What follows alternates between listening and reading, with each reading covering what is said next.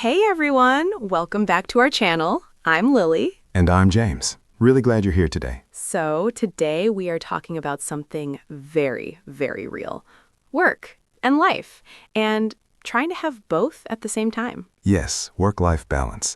It sounds simple, but for many people it is actually quite difficult. Honestly, I think it's one of the hardest things.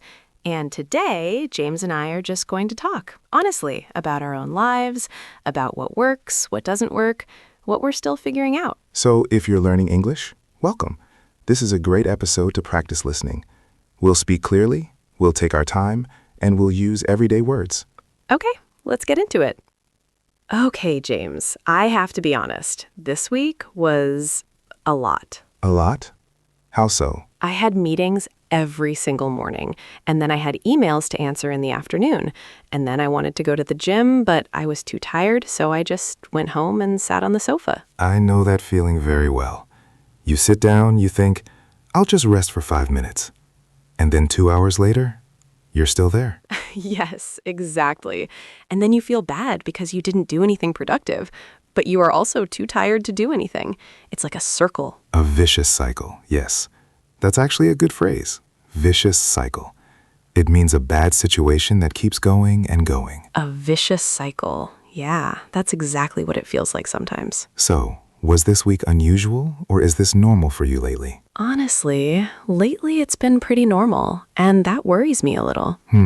That is a good place to start today's conversation. So, Lily, tell me, what does a typical weekday look like for you right now? Okay, so I usually wake up around 7, and almost immediately I check my phone. Emails, messages, notifications. Before you even get out of bed? Before I even get out of bed. I know. But I feel like if I don't check, I might miss something important. And do you? Do you ever actually miss something important? No, not really. But my brain doesn't believe that yet. Your brain is lying to you. Classic. Right?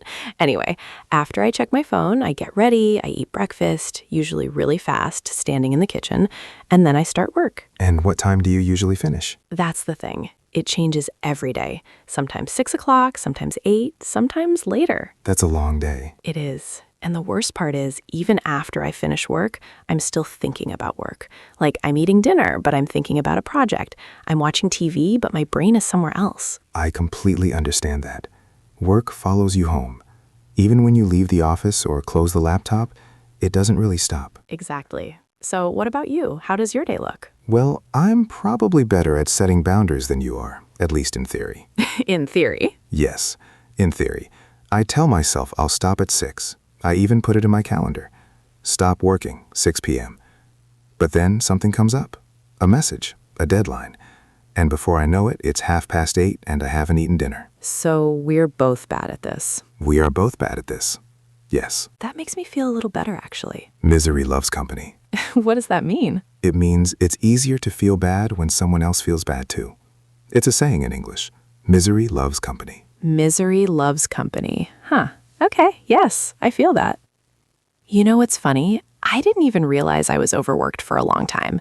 I just thought I was busy. Like, everyone's busy, right? That's just life. That's such a common way to think, especially now.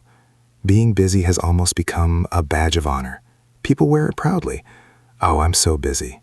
As if that means you're important. Yes, exactly. If you're not busy, people think something is wrong. Like, why aren't you busy? Don't you have things to do? It's a bit strange when you think about it. We've made exhaustion into something to be proud of. So for you, how do you know when you're too overworked? Like, what are the signs for you personally? Good question. For me, the first sign is sleep. When I'm overworked, I can't sleep well. I wake up at 3 in the morning. My mind is just running, thinking about everything I need to do. Oh no, that sounds awful. It is not pleasant. The second sign for me is I get irritable. Small things bother me. If someone sends me a long email, I feel annoyed. If the coffee is wrong, I feel annoyed. If the coffee is wrong? Yes, I know. It's a small thing. But when you're stressed, small things feel very big. That makes sense. For me, my sign is I start to enjoy things I normally love. Like, I love cooking. It makes me happy. But when I'm really overworked, cooking feels like one more thing I have to do. It's not fun anymore. It's a task. That's actually a really important sign. When you lose interest in things you love. Yeah. And for me, another sign is I start to get headaches. My neck hurts, my shoulders are so tight. That's when I know my body is saying, Lily, stop, please. Yes, our bodies are very good at telling us the truth. We just don't always listen. We don't. We really don't. I usually wait until I'm completely exhausted and then I rest. But by that point, it takes days to recover. Yes, it's better to rest before you break down, not after. Easier said than done, though. Much easier said than done. Can I ask, do you think our generation has it harder, with work, compared to our parents, for example? That's an interesting question. In some ways, I think yes. Because of technology, we are always connected. There is no real off switch. Your boss can message you at 10 o'clock at night, and somehow you feel like you have to reply. My mom worked 9 to 5. She went home, she was done. Nobody called her at night about spreadsheets. Exactly. Spreadsheets were not portable in 1990. Right? But now work is always in your pocket. Your phone is work, your laptop is work, even your watch tells you about emails now. It's a lot. And I think it has changed how people feel about rest. Rest used to be normal. Now it almost feels guilty. That word guilty, I feel that so much. When I take a day off, I feel guilty, like I should be doing something. Yes, productive guilt. It's very modern. Productive guilt. That's a good phrase. So, what have you tried to make things better? Okay, so a few months ago, I tried something. I made a rule for myself. No work emails after 8 o'clock at night. How did that go? Terribly at first. I kept picking up my phone and then putting it down. Picking it up, putting it down. Like a reflex. Like an addiction almost. Exactly like an addiction. My hand just moved to my phone without thinking. But after 2 weeks, it got easier. And honestly, nothing bad happened. Nobody was angry, no emergencies. The world did not end. The world did not end. Good to know. The world was fine. And I slept so much better. I woke up feeling like a real human being instead of a zombie. That's actually a really positive result for such a small change. It was. So now I do it every day. 8 o'clock, phone down, work is done. That's very disciplined. I admire that. I've tried something similar. I made a rule, no work on Sunday mornings. Sunday morning is my time. I make good coffee, I read a book or a newspaper, I take a walk. Nobody can contact me. Oh, that sounds lovely. It is. And it took me a long time to feel okay about it. Because at first I kept thinking, I should be doing something. I'm wasting time. Yes, the guilt again. The guilt, yes. But I reminded myself, rest is not wasting time. Rest is part of the work. You can't do good work if you're running on empty. Running on empty. What does that mean? It means you have no energy left. Like a car with no petrol, no gasoline. If you run on empty, you stop working. You break down. Nodding on empty. I love that. And it's so true. I notice when I rest properly, my work is actually better. I have more ideas, I focus better, I make fewer mistakes. Exactly. Rest is productive in a way. It just doesn't feel like it in the moment. Yeah, it's hard to convince your brain of that. Do you have a morning routine? Something that helps you start the day well? I've been trying. Okay, so recently I started making tea in the morning. Just sitting quietly. No phone, just tea, for maybe 10 minutes. 10 minutes is actually really hard when you're used to checking your phone immediately. Fair point. Baby steps. Baby steps, exactly. And those 10 minutes honestly make a big difference. I feel calmer, I feel more ready for the day. I think morning routines are very personal. What works for one person might not work for another. For me, I need to move. I go for a walk every morning, even just 15 minutes. I put on my coat, I walk around the block, I breathe some fresh air, and by the time I get back, my brain is awake. I'm ready. That's so healthy. Do you listen to music or podcasts on your walks? No, I like silence. I look at things. The trees, the sky, people walking their dogs. It's very ordinary, but I find it calming. I love that. I think we all need a little bit of ordinary calm. Okay, let's talk about what we actually do to relax. Not what we should do, what we actually do. This could be embarrassing.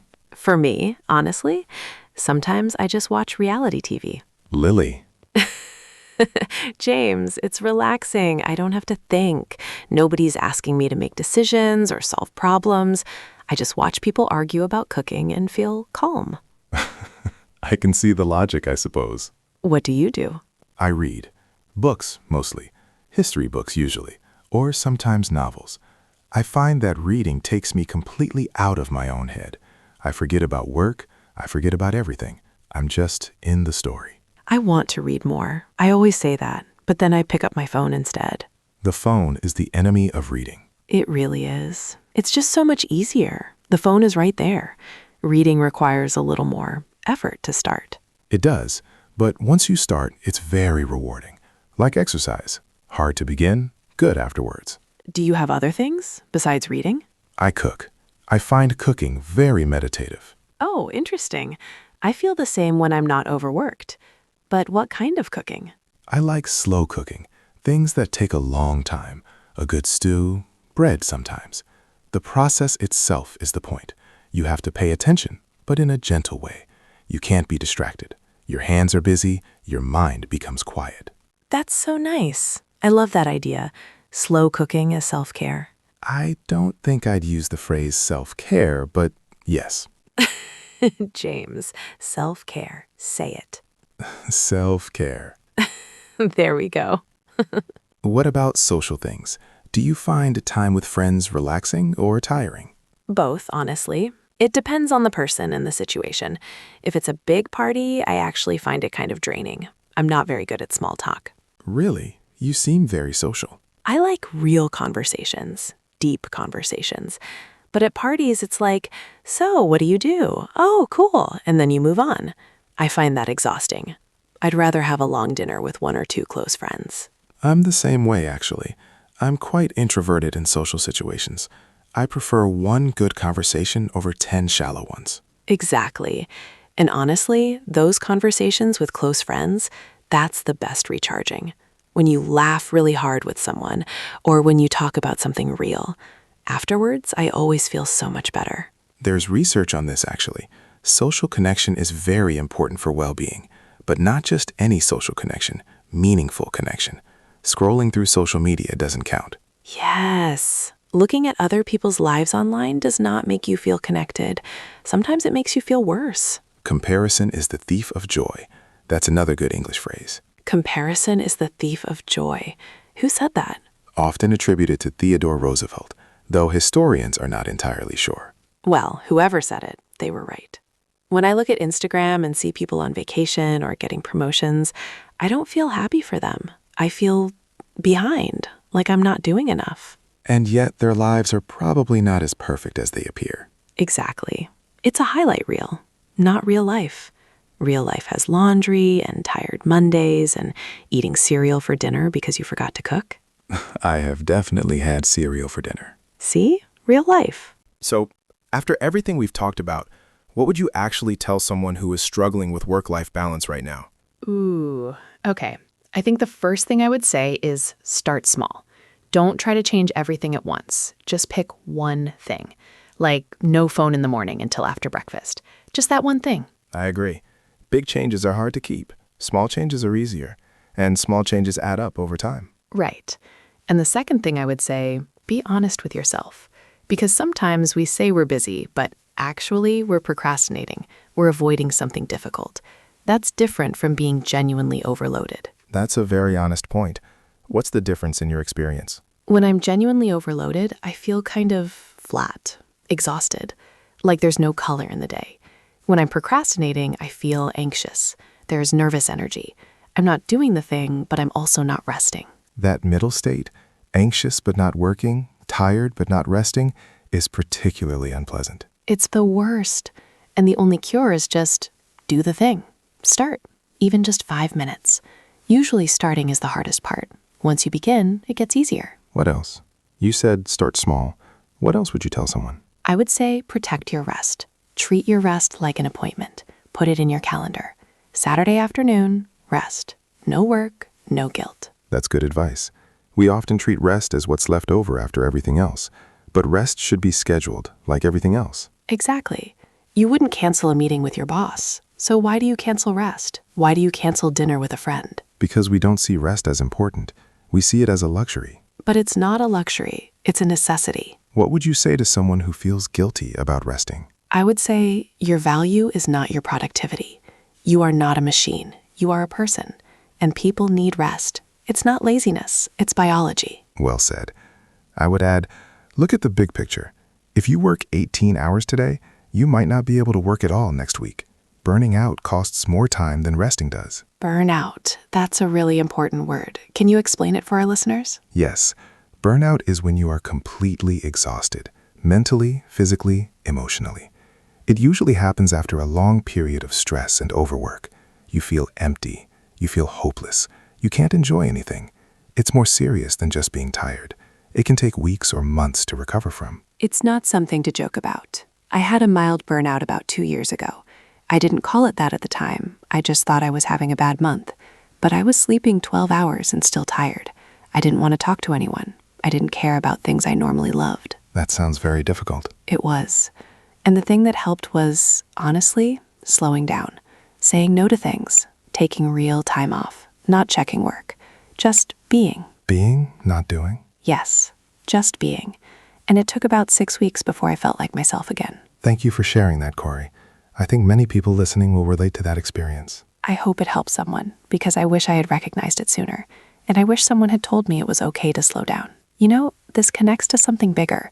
The reason so many people struggle with work-life balance is they believe working hard is the same as living well. Yes, work hard, play hard. That's a common phrase. It is, but I think the definition of success is changing, or at least it should be. What does success mean to you, Charon? Honestly. When I was younger, maybe 22, 23, I thought success meant a good job title, a good salary, being respected by colleagues. I worked extremely hard for those things. And did you get them? Some of them, yes. But I remember arriving at what I thought I wanted and thinking, is this it? There was still something missing. What was missing? Time, connection, the feeling that my life had meaning beyond work. I was successful by one measure, but I didn't feel full, rich in a deeper sense. I love that. Rich in a deeper sense. And now, when I think about success, I think about energy. Do I have energy at the end of the day? Do I have time for people I love? Do I have time to read a book, cook a meal, take a walk? That, to me, feels more like success. That's beautiful. For me, success now means waking up without dread. Just waking up and thinking, okay, today is a good day to be alive. Simple. But it took me a long time to understand that was actually what I wanted. It's funny. The most important things often look very simple. They do. And I think social media makes it worse because simple things are not impressive. You can't post a photo of waking up without dread. Today I woke up and felt okay. Please like my post. Exactly. Nobody wants to see that. But that's actually the dream. The quiet dream. The ordinary, beautiful life. I really like that. The ordinary, beautiful life. Yes. I think that's what a lot of people are actually chasing, even if they don't know it. Not the big house or the fancy job title, just enough. Enough money, enough time, enough connection, a life that feels like theirs. And work is part of that. Work can be meaningful. It can give us purpose. But it shouldn't be everything. It shouldn't cost us everything. Well said. I think the phrase I keep coming back to is work to live, not live to work. Not live to work. That is a classic phrase, and a good one. Work is the means, not the end. The means. Okay, can you explain that? Sure. The means is the way you get somewhere. The end is the destination. Work is how you get the things you need, the life you want. But the life you want, that is the goal, not the work itself. I love that. And I think for a lot of us, somewhere along the way, we got confused.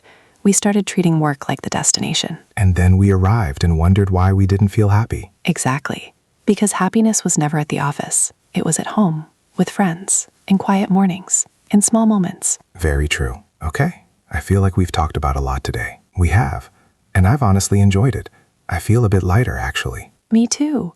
Like we actually said real things, not just, here are 5 tips for productivity. Yes. These are real things from real life, not a self-help book. No offense to self-help books. None intended. So, to everyone listening, what's one small thing you can do this week to take better care of yourself, to protect some time just for you? It doesn't have to be big. A 10-minute walk, a quiet cup of tea, saying no to one thing you don't want to do. Put your phone down an hour before bed, or just sit in a room without a screen. Your brain will thank you, I promise. And tell us, What do you do to relax? How do you find balance? Write it in the comments. We genuinely love reading them. We really do read them. Everyone. Everyone. Okay. Thank you so much for spending this time with us. Take care of yourselves. You deserve it. See you next time. Cheers, everyone. If you enjoyed today's episode, please give us a like. It really helps more people find our channel. And if you're new here, hello, welcome. Subscribe so you don't miss future episodes. We post new videos every week. Next time, we're talking about something really good, so make sure you're subscribed. Until then, keep learning, keep going, and rest when you need to. And maybe put your phone down just for a little while. Smiling. Goodbye, everyone. Bye.